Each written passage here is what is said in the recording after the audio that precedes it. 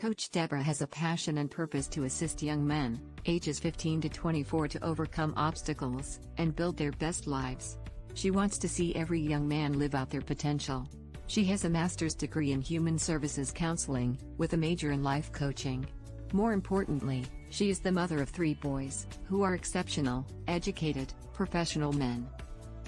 Coach Deborah believes it is better to train early, rather than need to fix later. She utilizes basic principles and God-led concepts. Sometimes the only thing a young man has is their credibility or their name. The actions they take are based on the decisions they make. Those decisions align with their choices and result in consequences. Coach Deborah can assist you if you are lost, floundering, or confused. Embrace the help and start building your best life today.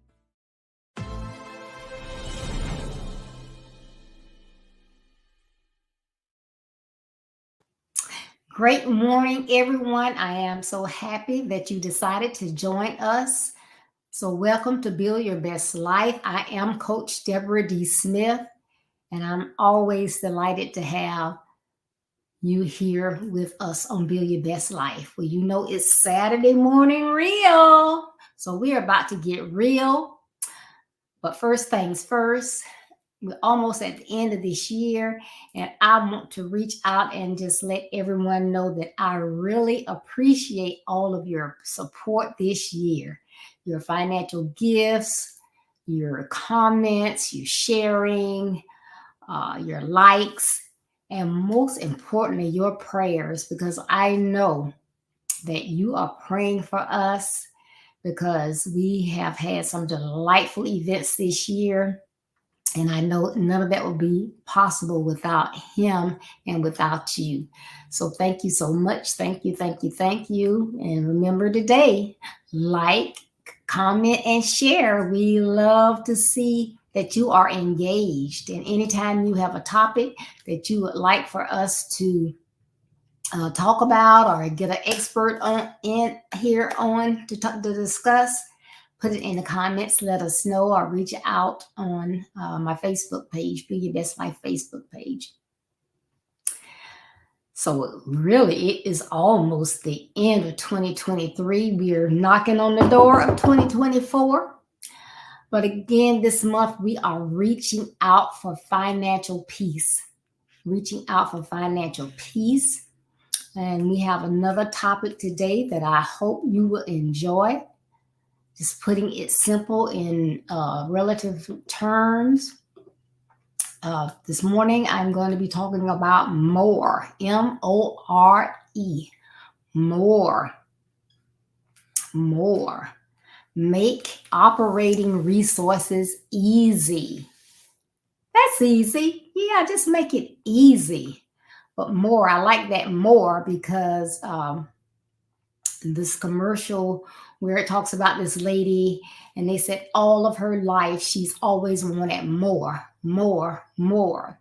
And then when she gets in an accident and she of course wants to get more back of with the losses that she had due to the accidents, she goes to this particular attorney's firm, but she has always wanted more. And how many people do you know that don't want more of the best things in life? More good food, more good friends, more good me time, more good entertainment time, more family time, just more. But hey, a lot of us want what? More financial peace. We want to know that our families are taken care of, we're taken care of. If we have emergencies, we have funds to help us with that. When we get ready to go on vacation, that shouldn't be a time of worrying about, okay, I'm going to go on this vacation. I need it. But when I come back, I don't know how I'm going to pay for that. Well, not having to worry about that, going to get that relaxation, that peace of mind, financial peace plays all into that. So again, more. Make operating resources easy. And of course, I always say, I'm not going to keep you long, but there are some things that I wanted to mention this morning as I thought about more and how we can get where we need to get and do it easily. Because as I mentioned earlier this week, a lot of times people want to do things, but because the process is difficult, is more than they want to entertain at that time, or it's more intensive, you got to put more consistency in it, then it's like, hey, I'm not going to bother. I'm just not going to do it. But if it's easy, that's a totally different picture. It's easy. I can do it without, stressing, having to go to school and all this stuff. I'm in. So we're going to talk about some of those things this morning. So keep with us. And if you tuned in late, we're talking about more, M-O-R-E. Make operating resources easy. Okay. Well, the first thing I think you have to do is manage what you have. Simple as that. Manage what you have. You may say, I don't have enough. I can't do this. I can't do that. I want to do this for my kids. I want to do this with my family. I'm a young man. I'm just getting ready to go to college. I want to get me a car. I don't have enough funds to get me a car. But guess what? You are so far more, have more than a lot of other people. You are so far in front of a lot of people. And I'm not beating anyone up. Hey, I would like to have more as well. But I know I have to be a good steward of what I have, because if not, why should God give me more if I can't handle what I have, right? So learn to manage what you have. And in order to manage what you have, guess what's the first thing you need?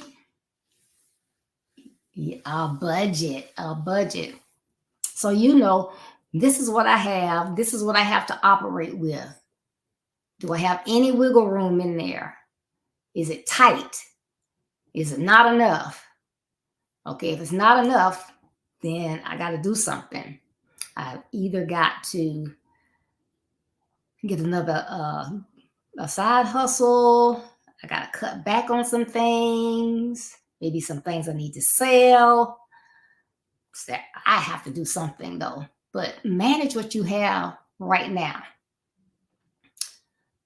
Not, well, I'll say less than in 2019. A lot of people don't have to go into the office anymore. But for those of you who do you think because you are working outside of the home that every day you got to buy lunch? My girls going out, they got guys going out, our department's going out, so I have to go out. So that means I've got to buy lunch. Even if they're going to a fast food restaurant, I'm going to pay at least $8 to $12 at a fast food place. Count that up. If you work 5 days a week, let's just average it out to a 10. That's $50 a week that you're spending on just lunch. Not to mention, if you like coffee, certain types of coffee, you may be spending anywhere from $4 to $6 or $7 for coffee. Add that up. 5 times, let's just say 5. We'll make it low. That's 25. So that's $75 every week, not every month, but every week that you're spending outside the home. You don't have to. You like the way that coffee tastes? Tastes good? They got an app for that. No, we're not really. They don't have an app for that. But chances are you can get a Keurig machine, and I might not be pronouncing that correctly.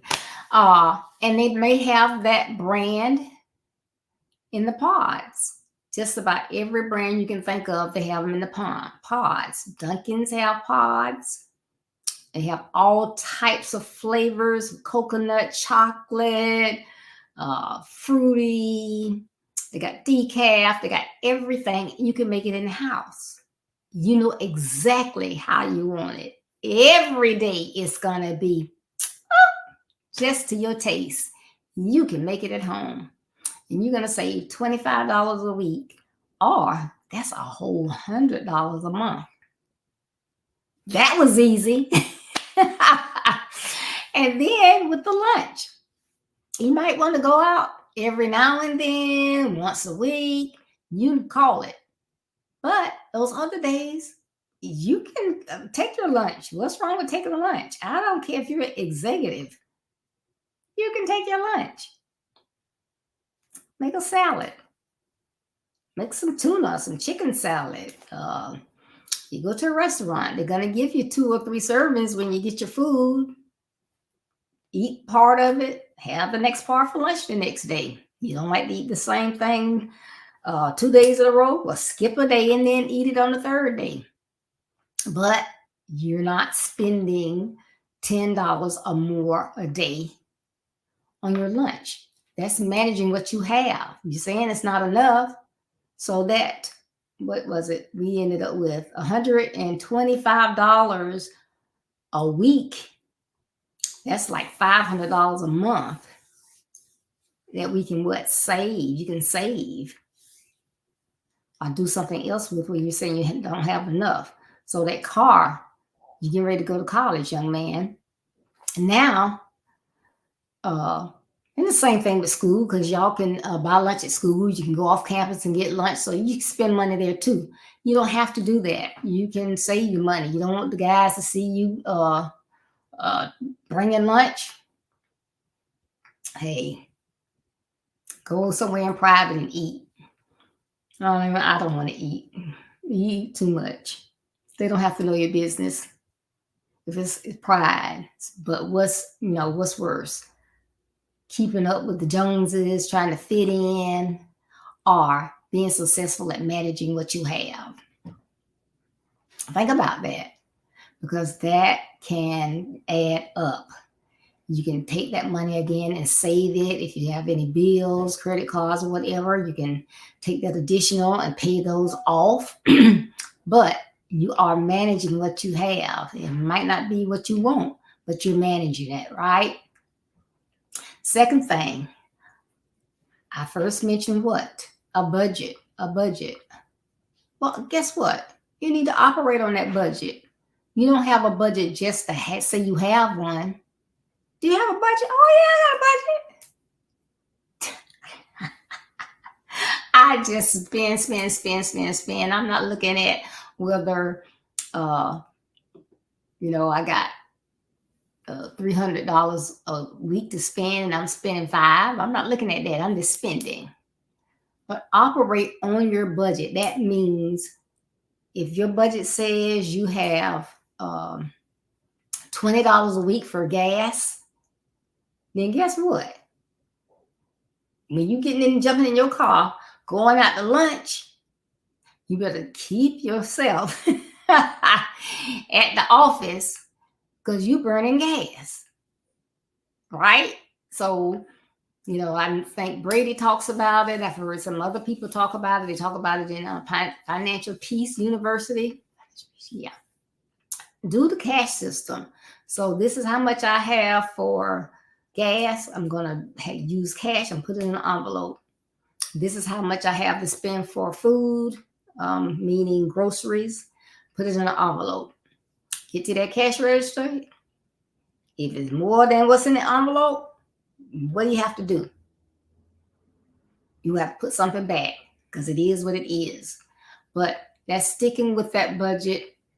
You're not overspending. Your friends say, oh, my son is selling blah, blah, blah. Can you help us out? When is the money due? Oh, they're taking orders. Friday is the last day, and you have to pay when you place the order. Well, maybe I can help him out next time, but I won't be able to do it this month. I've already paid out the money that was allocated in my budget for charity and helping others out. So I don't have it. I just don't have it this time, but tell them to catch me next time and don't wait till the last minute. Because once that budget those dollars are gone out of that charity budget, that's it. I won't have any more. But I can call around and see if I can get some other people to place an order, but I won't be able to do that at this time. And it's okay. Really you're saying no, but you didn't hear no come out of my mouth, right? That's because it's okay to say no. It's just how you say it. And you're not telling a fib. You're not being mean, but you are sticking with your budget. You are doing what? You're managing what you have. Because if every time somebody come and asks you and you give and you give and you give, what are you doing? You're going over your budget. Where are you going to get the extra dollars from? Make sense?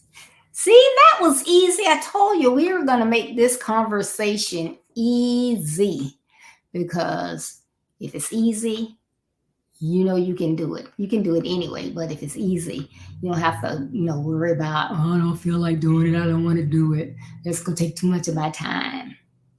But, I say, well, I don't even want to do a budget. I don't know how to do a budget. Yes, you do. I know you know how much income you have. So you can put it on a spreadsheet. You can do it paper and pencil. It doesn't matter. But how much do you get during the month? If you don't work, that's your allowance. If you're disabled, your disability check, your retirement check, your social security check, whatever income you're getting in, that's your income. This is what you got to work with. Let's just say for a good round number, that's $500. So I got $500 coming in every month. Whew, I'm in trouble if that's all I got in there. Let's make it $5,000. So I got $5,000 coming in every month, right? Okay, so then let's just say, okay, so we got that. Got $5,000. I better get some paper. Make sure this makes sense. So I got $5,000 coming in, right? Okay, so now I got my mortgage. My mortgage is $1,000. I'm keeping this nice and round. My utility is $1,000. My gas for as far as utility is $50. Water's in with my electric. So the guy that comes to service the pool, that's $125 a month.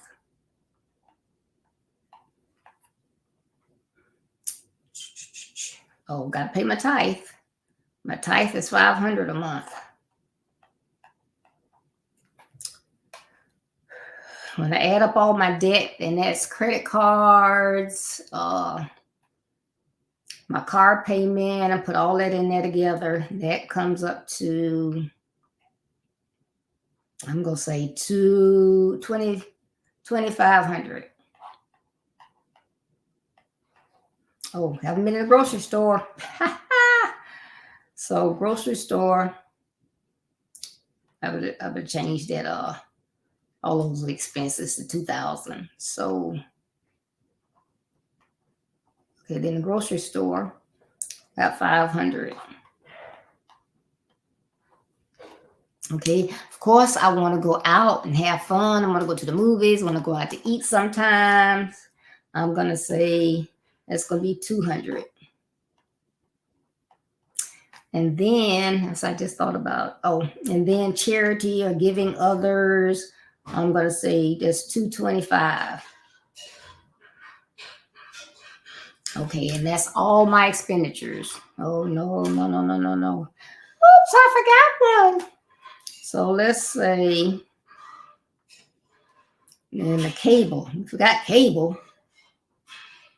So cable or direct TV, we're going to say that's 200. Okay. So now I finished with all my bills. Guess what? All my expenses and expenditures came to $4,900. So guess what? I can pay my bills and I got $100 left. So that's what I would have to save.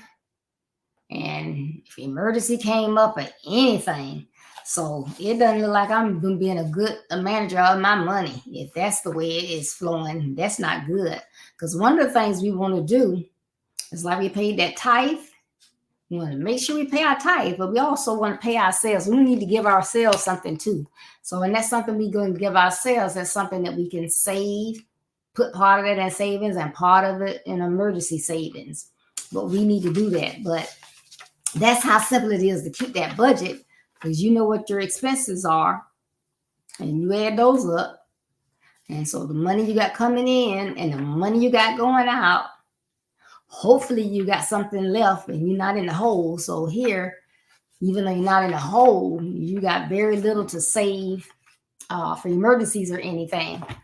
But that's how simple it is to do a budget. And if you mess around with if you mess around with spreadsheets or anything like that, it's more simpler, and I'm sure they have apps for that as well.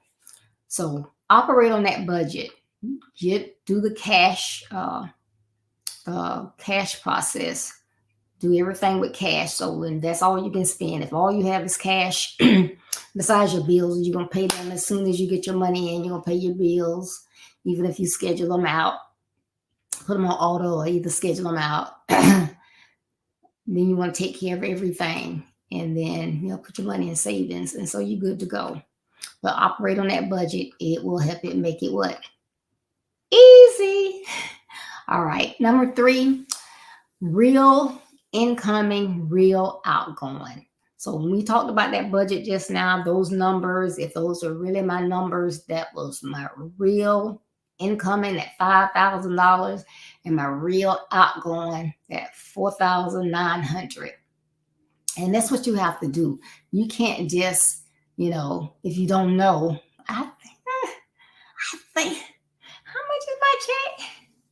I think it's, no, you can't do that. You got to know what's coming in. How can you, what did we say the more stands for? Make operating resources easy. So how can you make it easy if you don't know the real numbers? You have to know how much is that cable, how much is that utility, how much is your car payment, how much is whatever bills you have. You gotta know real numbers. It's not, like I said, it's not monopoly money. Sometimes people, they come up with things and they say, we're going to do this and we're going to do that. Oh yeah, well, we're going to do this. We can do this.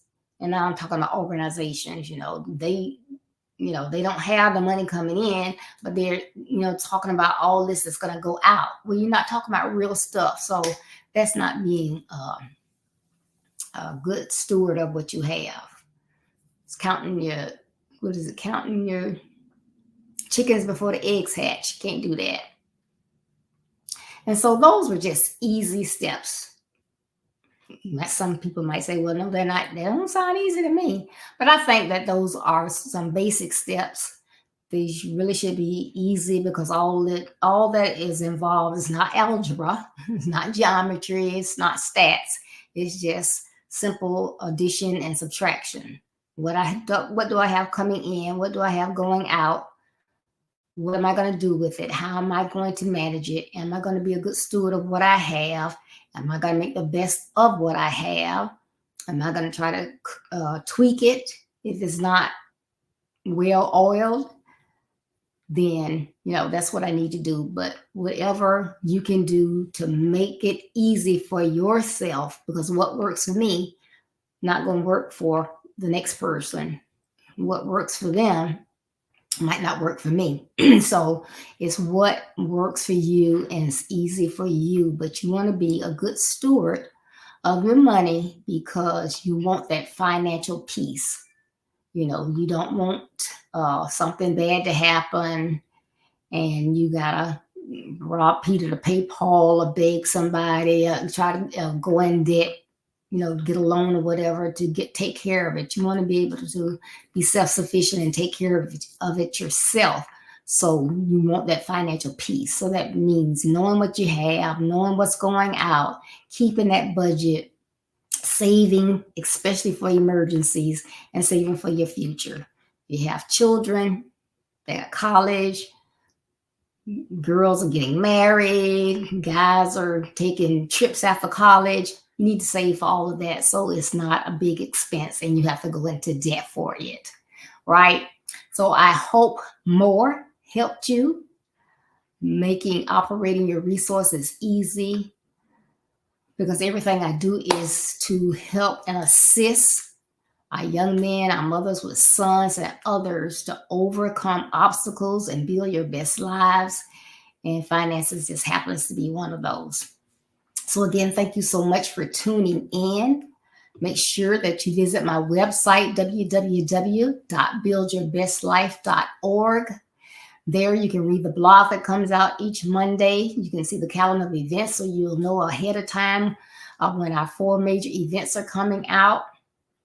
As well, you can see the services that I offer. I am a life coach. Mothers, grandparents, please, please, please, if you have a young man, I'm here for them. It doesn't cost you anything to get that consultation. Me coaching them may be the best thing that ever happened to them, but you won't know if you don't ask questions or you don't reach out when I reach out to you. Reach back so that I can assist them. But I'm here. I do have the qualifications to do it. I have different experts that come on that can assist as well. So please, we need our young men to step it up. They are our future, our next generation, our generation now, and we need them. And we need them to step up and be the young men that God wants them to be, because hey, one day they're going to marry somebody's daughter, right? And we want them to be equipped. So please check out my website. And also I do webinar speaking, and I wrote a book, Build Your Best Life. And it is about your life, your actions, and your credibility, overcoming obstacles to build your best life. So you can get this. It's not too late to get this as a gift for someone. It's the gift that keeps on giving, because they can read it time and time again, and they can share it with younger siblings. You can read it. Y'all can pass it around, but it will help you. Like I said, you can get that from my website, and you can get it very quickly. Autograph copy, but if you like the Kindle version, you can also get that on Amazon.com. But we all should be reading so we can learn more and more and more. Thank you again for tuning in. Please join me Tuesday, December 19th for Reach Out. My guest is going to be Coach Ricardo Miller. And we're going to be talking about preparing your sons for the new year. So please join us Tuesday at 6:30 p.m. Eastern Standard Time. Please remember, building your best life is our business. That is not a slogan. It's our commitment. I love you. Be blessed. Stay safe. Please tune in Tuesday. Take care out there. And, you got to be safe. You got to think for the other person as well. Love you. Bye-bye.